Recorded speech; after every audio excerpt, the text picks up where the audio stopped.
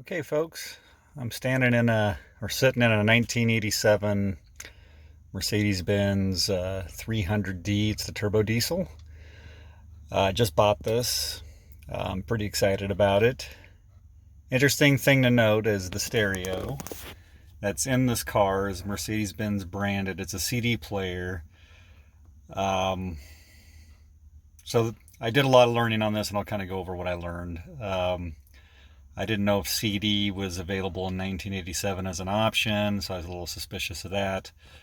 Digging in the on-screen menus, there's a fade option. Well, this car came equipped with a fader switch, which was sitting right here. So what I'll do is I'll take this apart and show you what I found and what I did to bypass this fader. All right, we're back. So what I did is I just dislodged the CD player that was in here from its slot using these tools. And I'll pull it out and I'll show you what is going on back here, which I found pretty cool. So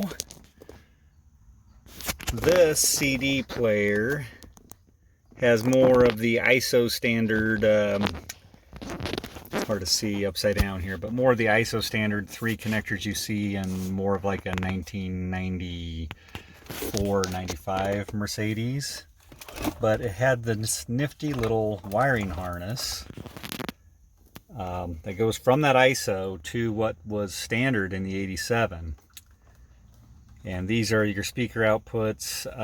Don't remember exactly, but somehow I think they share a ground and one wire goes to that fader switch. One thing I noted, left and right were backwards on these, so I just swapped left and right with the fronts and left and right with the rears.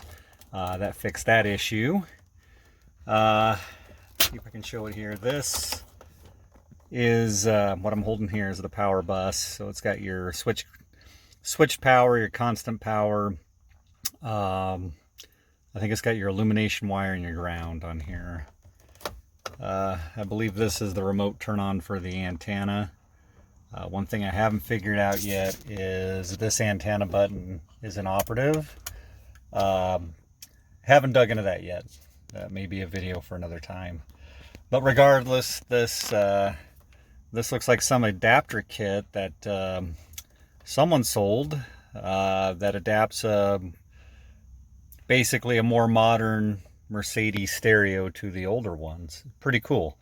And the standard that Mercedes tended to use, I'm not sure about brand new stuff, but I know in the late 90s, early 2000s, I think they're still using all those ISO 10427 standard connectors, which are in that configuration in the back of the stereo there. And I think also I saw maybe that's a fiber optic out. So this is definitely a newer model CD player. All right, so that's the stereo part. Next, I'll show you what I did with the fader switch. Okay, we're back. So I got the radio not slid all the way in, but pushed in out of the way. Lifts up the center console wood. What you'll see here, this little filler piece is just something I 3D printed. I took a couple measurements off the existing fader switch, made a little plug that kind of nests in the snaps. It fits pretty nice. I don't care for how it looks because you can see all the 3D print from the top. It's not the quality of finish I'd like, but I might be able to play with some settings in the print job to get it to look nicer. But for now it works. It plugs the hole. To the fader switch itself, here's what I pulled out. It was real staticky when I tried to roll the fader back and forth.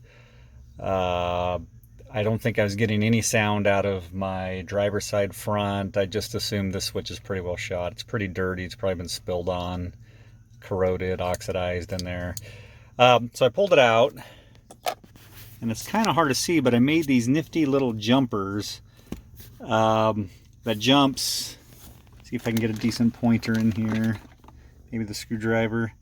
This middle pin jumps to that pin, and then it also jumps to this pin. And I crimped on the more narrow spade connectors that I have, and they fit they're almost identical to the size of these. So I jammed 2 wires in the middle one and crimped those together. That may not be a legit way to do it, but that's how I did it. And then crimped a single one on here and a single one here, and basically taking the input signal from the stereo and just dividing it right in half. So half's go in the front, half's go in the back. Same thing here. It's kind of hard to see because of the nest of wires, but I'm going middle and it loops around. I think it's front and then middle to the rear. So it's just basically dividing everything equally, and got rid of the fader switch altogether. So that's what I did. And next I'll put it all back together and kind of show you what happened. All right, we're back. Don't got the radio pushed all the way in, but I got powered, I got the key on. I can turn volume up. It's on some country station. Not that button, probably this button. I can adjust the fader. You can't probably hear it on the audio, but I can go all the way to the front. And now I'm all the way to the rear. It all works. And then same thing with the balance. All the way to the passenger side. This is US. So passenger side's as I'm sitting in the car, my right side. Now all the way to the driver's side. So it all seems to work, which is pretty cool. So anyway, that's what I learned. I saw lots of write-ups on how to hack stuff out of it. The fact this had that nifty little wiring harness in here made it kind of a nice little install. All I really had to do was clean up that fader switch. So anyway, I'll turn the music down. There's my 3D printed plug. I think I can level the glass a little better. That's the surface that touches the glass on the 3D print plate. If I get it touching a little tighter, I think I'll get a nice smooth finish on that part. For now it works. It keeps gunk from falling in there. So anyway, folks, hopefully that was helpful. It was educational for me for sure to go through this whole process. Thank you.